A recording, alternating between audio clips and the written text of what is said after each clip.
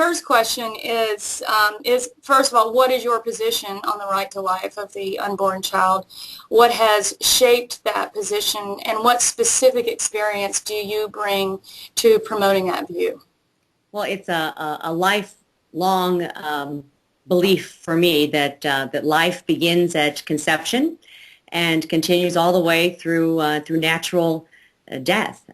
It is a part of the fabric of who I am. It's how I was raised. It's a part of my faith. It's a part of what I believe is morally correct. It's been shaped probably by so many different factors, and I have to say a lot of tremendous strong women out there. My mother in particular, and as a mother of 3 children, with modern technology and science, how anyone can deny that life is inside of you from the very beginning is unbelievable to me. But I had great opportunities to live my pro-life beliefs and faith throughout my entire life. I was a person that went on the January 22nd bus trips to Washington, D.C. to march. When I was co-chairman of the Republican National Committee, I hosted hospitality suites so the marchers could come in from the cold and get something to eat and talk about their journey and talk about the necessity for them to go over and talk to the legislators about good pro-life legislation. I have promoted candidates out there who are pro-life and supported them 100%. I talk about my pro-life beliefs. I have a mother-in-law who founded Missouri Citizens for Life, now known as Missouri Right to Life. Her name is Loretta Wagner, a marvelous role model and inspiration for me. For all of us. She is, and she began some 25 years ago a marvelous alternative for women in crisis pregnancy called Our Ladies Inn. And there are now 2 marvelous centers here in the metropolitan area. And my family and I, including my children, who I have also educated and lived that pro-life tenets and beliefs with, we volunteer, we give of our time and our treasure, and we support Loretta and Our Ladies Inn for the last 25 years. So the pro-life belief for me is very personal. It's very deep. It spans both my personal beliefs along with my political beliefs also. Thank you, Ann. It's clear that it does run deep, and the political beliefs are the next question. It's how that all translate as an RNC chairman. And there have been different models in the past, different habits and ways of being.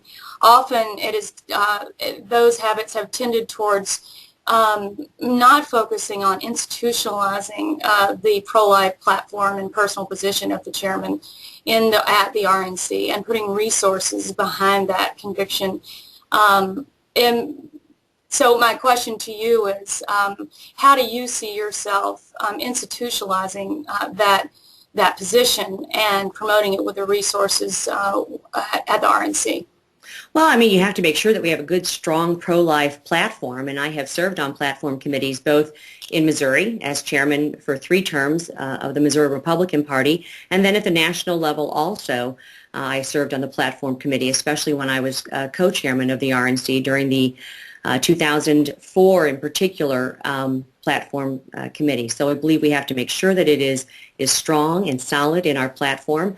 I also think it's a responsibility for us to promote pro-life candidates and lift them up and give them the backbone to talk about the issue. Oftentimes candidates may shy away from speaking about social issues, and I don't think that's good or proper at all. I think they should lift up their beliefs if that is how they believe. And I think most of all, you know, we elect candidates so that hopefully we can affect public policy. And the most important thing that we can do is pass good pro-life legislation. And when I chaired the Missouri Republican Party, one of my greatest moments and fulfillment was in both 2001 when we took the Missouri Senate for the first time in 50 years, and then in 2002 when we the GOP won the Missouri House for the first time in half a century also. We got a Republican governor then in Matt Blunt, and we were able to pass pro-life legislation that on multiple fronts, from ending taxpayer-funded abortion, kicking Planned Parenthood out of the classroom. There were numerous things that we were able to do for good pro-life legislation out there that even regarding abstinence programs. I personally have taught abstinence programs to young women in high school. There are many Catholic parochial all-girls schools here in the St. Louis metro area, and that has been something that I've had an opportunity to do over my lifetime. So ultimately our goal is to pass good pro-life legislation out there. And so I think, I hope that answers the question. Yes, it does. Political. It does. Just a quick follow-up, and that is that the habit that I refer to has a little bit more to do with a reticence, I think, to highlight and poll and really strategize on the life issue, especially when we know that it will bring voters our way in close elections. So, I'm not all the time, but often. For instance, in the healthcare fight, where really keeping funding out of abortion was the one area of bipartisan consensus that stuck until the very end, and finally, when those guys caved at the end, it was the last straw, and healthcare passed. Focusing a lot of resources and energy and effort on getting into those districts where that was a big issue would have been incredibly helpful. And that involves a lot of money and involves strategy when appropriate, given the law. So I am kind of thinking a little bit more nuts and bolts in addition to what you said. Sure. Well, I think that's important also. And as I said, I think we need to have our candidates promote those ideals, because I do believe it is in keeping with the majority of our electorate out there. I don't believe they want their tax dollars going to fund Planned Parenthood or abortion. They certainly, I think, a large majority of our electorate abhor partial birth abortion, for instance. I think we've been able to pass tremendous legislation in that regard. And in terms of the nuts and bolts, what I've encouraged a lot of our candidates to do, especially here in Missouri, is we talk about the life issue in two ways often.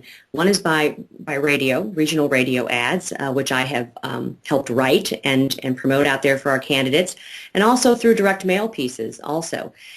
And sitting down and giving pro-life organizations and groups like Susan B. Anthony, like National Right to Life, and there are so many out there, a seat at the table to discuss messaging, to discuss these very issues that you're talking about, Marjorie. You all know the best way, I think, probably to message this to the public out there.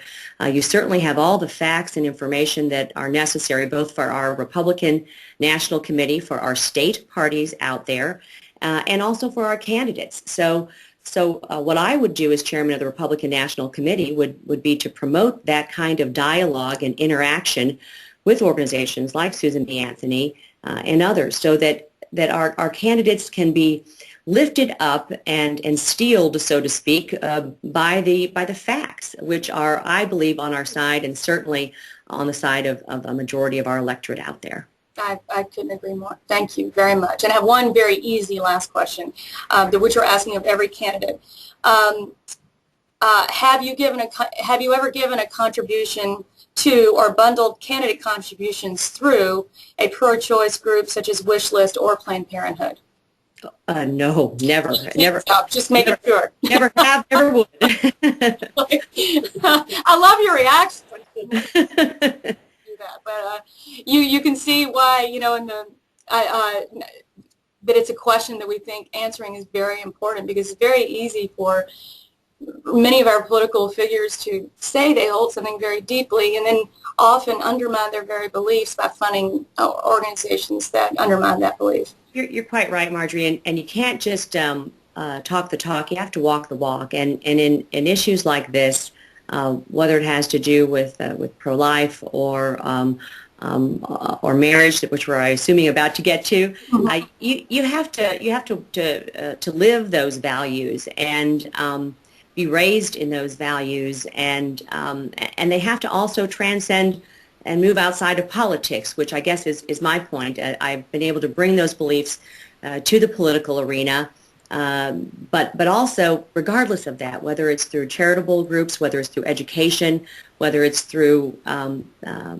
so many different avenues, you have to live that that belief. And how. Thank you very much.